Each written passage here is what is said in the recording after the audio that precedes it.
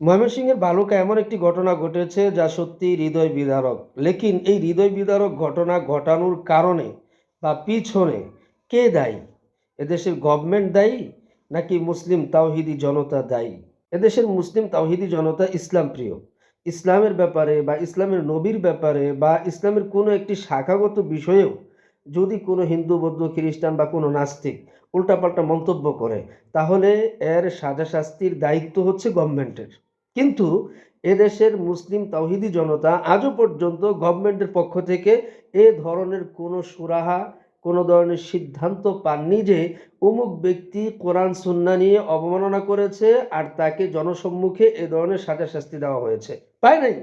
তাহলে মুসলিম তাওহিদি জনতা কি করবে? দেখুন, নর্থ সাউথ বিশ্ববিদ্যালয়ে কোরআন নিয়ে অবমাননা করেছিল, তাকে কি করা হয়েছে?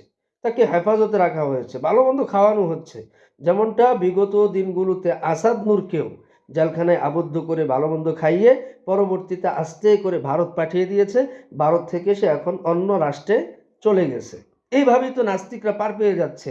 কোরআনের অবমাননাকারী, ইসলাম বিদ্বেষী, আল্লাহ বিদ্রোহী এমন ব্যক্তিদেরকে যখন ছাড় দেয়, তখন মুসলিম তাওহিদি জনতা এটাকে কোনোভাবেই মেনে নিতে পারে না। এই যে একটা ক্ষিপ্ততা, এই যে একটা রাগ গুসা, এই রাগ গুসার কারণেই কিন্তু ভালুকা, ময়মনসিংহের ভালুকায় এমন ঘটনা ঘটেছে।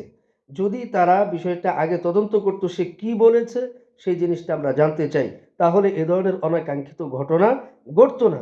কেন ঘটেছে? এর জন্য গভর্নমেন্ট দায়ী। অর্থাৎ আগে যদি বিচার করত, তাহলে এই বিচারটাও তারা গভর্নমেন্টের কাছে দাবি করত। যেহেতু আগে পরে বিচার করে নাই, তাই মুসলিম তাওহীদি জনতা আইনকে হাতে তুলে নিয়েছে। জানি না আপনি আমার সাথে একমত হবেন কিনা, অবশ্যই কমেন্ট সেকশনে জানিয়ে দিবেন।